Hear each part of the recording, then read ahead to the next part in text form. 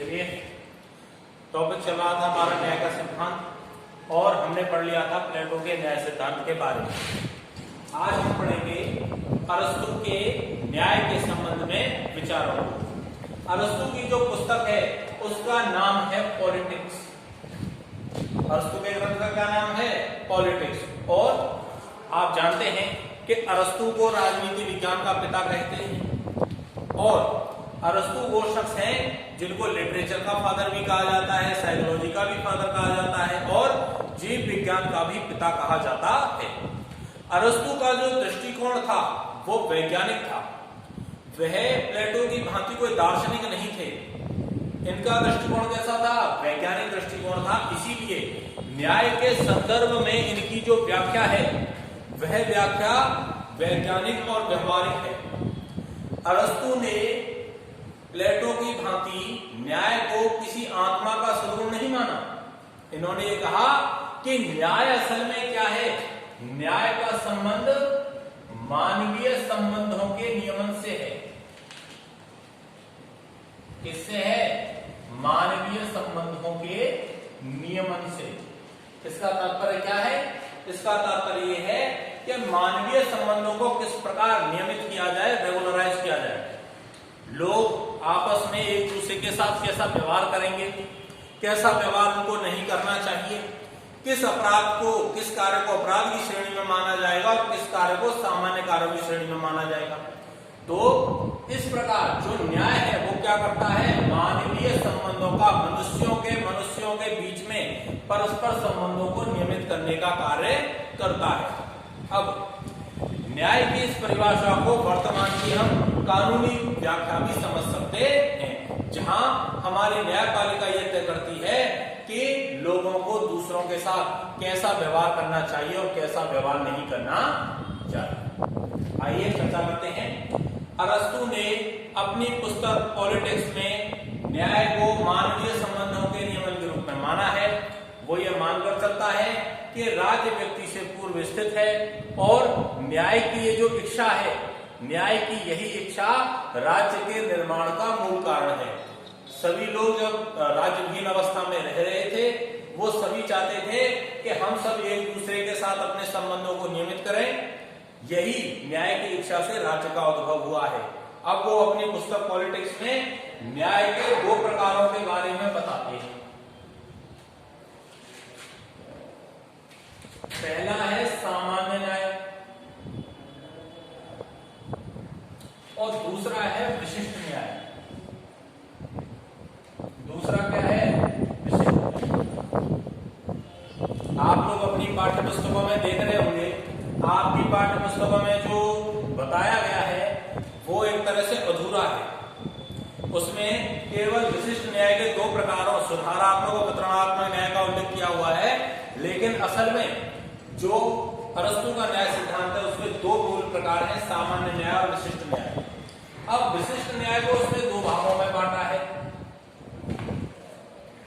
वितरणात्मक न्याय और सुधारात्मक न्याय। किस रूप में बांटा है? विशिष्ट न्याय को दो भागों में बांटा है, वितरणात्मक न्याय और सुधारात्मक न्याय। अब आ जाइए, अरस्तु सबसे पहले चर्चा करता है सामान्य न्याय। वो ये कहता है कि सामान्य न्याय क्या है कि व्यक्ति एक दूसरे के साथ किस प्रकार के संबंध रखेंगे, किस प्रकार के सदाचार के नियमों का पालन करेंगे, किस प्रकार एक दूसरे के साथ आचार व्यवहार करेंगे। ये चीज क्या है? सामान्य न्याय है। प्रत्येक व्यक्ति को दूसरों के साथ अच्छा व्यवहार करना चाहिए, सदाचारी व्यवहार करना चाहिए, उसके अंदर दया, परोपकार, सहिष्णुता जैसे मानवीय गुण होने चाहिए। ये सब क्या है? अरस्तु का सामान्य न्याय। और चूंकि किसी के लिए किसी व्यक्ति का उदार होना, दयालु होना, परोपकारी होना ये व्यक्ति के स्वयं की बात है। ये कोई सरकारी कार्य नहीं है कि सरकार आपसे ये कहे कि आप उदार बन जाओ, आप दयालु बनो, आप परोपकारी बनो और वो आपको जबरदस्ती डंडे के दम पे बनवा दे, नहीं। तो इस प्रकार जो सामान्य न्याय है, ये सामान्य न्याय आता है व्यक्ति के क्षेत्र में। ये किसके क्षेत्र में आता है? व्यक्ति के क्षेत्र में। चलिए अब बात आती है विशिष्ट न्याय। विशिष्ट न्याय का तात्पर्य किससे है? असल में विशिष्ट न्याय का संबंध है मानवीय संबंधों के नियमन से। और मानवीय संबंधों को निर्धारित कौन करेगा? राज्य करेगा। राज्य ही कानून बनाएगा और ये कहेगा कि आपको ऐसा व्यवहार करना चाहिए, ऐसा व्यवहार नहीं करना चाहिए। इसीलिए विशिष्ट न्याय किसके क्षेत्र में आता है?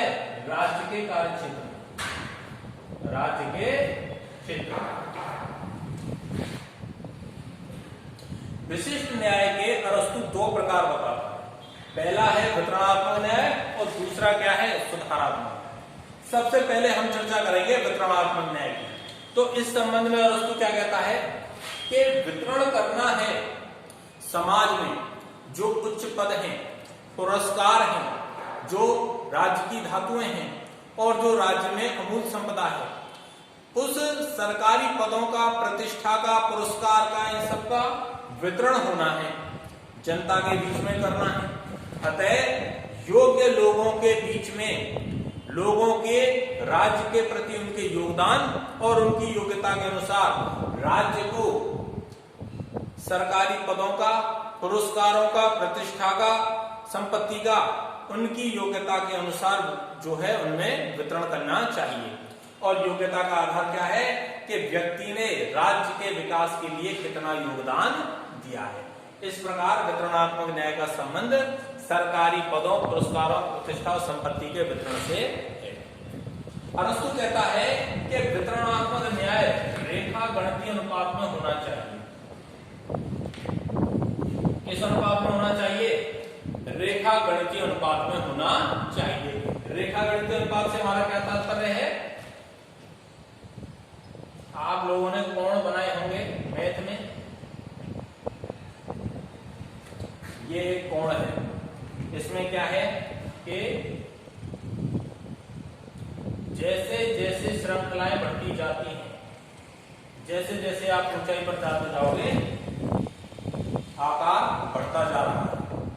तो यही बात अरस्तु कहते हैं कि समाज में जिस व्यक्ति का जितना योगदान है उसको उतना ही ऊंचा स्थान मिलना चाहिए, उतना ही ऊंचा पद, उतना ही ऊंचा पुरस्कार, संपत्ति में उतना ही बड़ा हिस्सा मिलना चाहिए जिस व्यक्ति का जितना बड़ा योगदान है राज्य के विकास में। तो वितरणात्मक न्याय किस अनुपात में होगा? रेखा गणितीय अनुपात में। चलिए अब आती है बात सुधारात्मक न्याय की। जैसा कि इसके नाम से ही आपको पता चल रहा है, सुधारात्मक न्याय से तात्पर्य क्या है कि व्यक्तियों के जीवन, संपत्ति और स्वतंत्रता की रक्षा करना राज्य का उत्तरदायित्व है। राज्य का उत्तरदायित्व है कि व्यक्तियों की जो भी संपत्ति है, उनका जीवन है, उनकी स्वतंत्रता है, उनका परिवार है, इन सब की सुरक्षा करना राज्य की जिम्मेदारी है। अतः राज्य को चाहिए कि वह समाज कंटकों का उचित निवारण करे, अपराधियों को कड़ा दंड दिया जाए और जो व्यक्ति दूसरे व्यक्तियों के साथ दुराचार या दुर्व्यवहार कर रहे हैं ऐसे व्यक्तियों पर लगाम लगाई जाए। इस न्याय को क्या कहा गया है? सुधारात्मक न्याय कहा गया है। अब इसके संदर्भ में अरस्तु कहते हैं कि सुधारात्मक न्याय किस अनुपात में होना चाहिए? अंकगणितीय अनुपात में होना चाहिए। अब अंकगणितीय अनुपात में कैसे होना चाहिए? 1:1, 2:2, 3:3, इसी प्रकार 4:4, 5:5, 6:6। आपको सुधारात्मक न्याय के अंतर्गत एक व्यक्ति को दंड देना है तो व्यक्ति को उतना ही दंड देना चाहिए जिस मात्रा तक उसने अपराध किया है। जिस मात्रा तक व्यक्ति ने अपराध किया है उसी मात्रा का, उसी के अनुसार उसे दंड देना चाहिए। आप ऐसा तो नहीं करेंगे कि आपने एक सामान्य चोर को और सैकड़ों लोगों के हत्यारे दोनों आपके सामने आए और आपने दोनों को ही एक समान फांसी की सजा दे दी।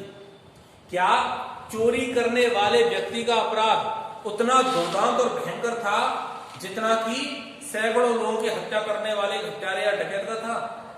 यदि आपने दोनों को ही फांसी का न्याय दे दिया तो इसका मतलब रहा न्याय का औचित्य ही क्या रहा। तो अरस्तु यही कह रहे हैं कि जितनी मात्रा का उसने अपराध किया है उस मात्रा का उसी अनुपात में सजा दी जानी चाहिए। चोर को चोर के हिसाब से सजा दीजिए, हत्यारे को हत्यारे के हिसाब से, झगड़ा करने वाले को झगड़ा करने वाले के हिसाब से, जो व्यापारी मिलावट करते हैं उनको उनके हिसाब से सजा दी जानी चाहिए। इस प्रकार जो सुधारात्मक न्याय है वो किस अनुपात में दिया जाना चाहिए? अंक गणितीय अनुपात में दिया जाना चाहिए। चलिए, न्याय के अब तक हमने जो मत पढ़े हैं प्लेटो और अरस्तु, ये कौन सी विचारधारा है? ये विचारधारा है यूनानी विचारधारा। हम सभी जानते हैं कि सिकंदर महान अलेक्जेंडर के पतन के बाद यूनान पर बर्बरों के आक्रमण हुए, जिनसे पूरा यूनान छिन्न भिन्न हो गया और वहां से ये सारे विद्वान भाग करके यूरोप की ओर पलायन कर गए। यूरोप में 9वीं सदी के बाद एक दौर शुरू होता है जो कि ईसाईयत की चरम अवस्था का दौर है। इस अवस्था में क्या है? इस अवस्था को मध्यकाल या अंधकार की युग की अवस्था कहा जाता है। ये ऐसा युग था, ये ऐसा दौर था जिस समय आपके पूरे यूरोप में पोप की सत्ता विद्यमान थी। राजा महाराजाओं का अस्तित्व था, लेकिन राजा महाराजा कुछ नहीं थे पोप की आज्ञा के सामने। पोप जिसको कहता उसे ही राजा नियुक्त करता था और पोप ने सभी कला संस्कृतियों पर, ज्ञान विज्ञान पर, सभी प्रकार के वैज्ञानिक अनुसंधानों पर प्रतिबंध लगा दिया था। हर कार्य पर ईश्वर के नाम की मोहर लगा दी जाती थी, चाहे वो कितना ही तर्कहीन हो, कितना ही उसमें बिल्कुल व्यर्थ हो, लेकिन फिर भी उसे स्वीकार किया जाता था ईश्वर के नाम पर। तो यह था हमारा मध्य युग, जिसे हम अंधकार का युग कहते हैं। ऐसा युग जिसमें कला, साहित्य, संस्कृति, विज्ञान, तर्क आदि का पूरी तरह से लोप हो गया।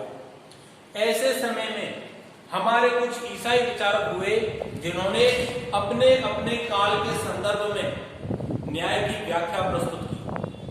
बच्चों, अगली क्लास में हम पढ़ेंगे न्याय के इन्हीं सिद्धांतों के बारे में, मध्य युग में न्याय की अवस्था के बारे में।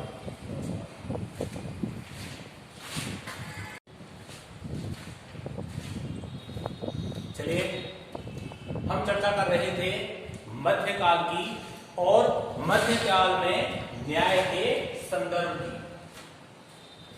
जैसा कि हम जानते हैं कि न्याय का जो दौर है वो यूनानी समय में न्याय को नैतिक चरित्र के रूप में देखा गया, जहां उसको व्यक्ति की आत्मा के गुण के रूप में व्याख्यानित किया गया। लेकिन अब है हमारा मध्यकाल, मध्य युग, जिसे हम अंधकार का युग कह रहे हैं। ऐसा युग जब धर्म की सत्ता अपने चरम पर है और तार्किक बुद्धि, ज्ञान के लिए कोई स्थान नहीं है। ऐसे समय में हमारे पास दो विद्वान हैं जिन्होंने मध्यकाल में न्याय को व्याख्यानित करने का कार्य किया है। सबसे पहले हैं हमारे सेंट ऑगस्टाइन। सेंट ऑगस्टाइन की पुस्तक है द सिटी ऑफ गॉड, यानी कि ईश्वर का शहर। सेंट ऑगस्टाइन ने 3 प्रकार के लोगों की चर्चा की है। सबसे पहला परिवार, दूसरा है लौकिक राज्य और तीसरा है ईश्वरीय राज्य। वो ये कहते हैं कि परिवार वह है जो व्यक्ति को स्वार्थी बनाता है, जहां वह अपने परिवार के मोह माया के लिए या परिवार जनों के हित के लिए कार्य करता है। दूसरा है लौकिक राज्य।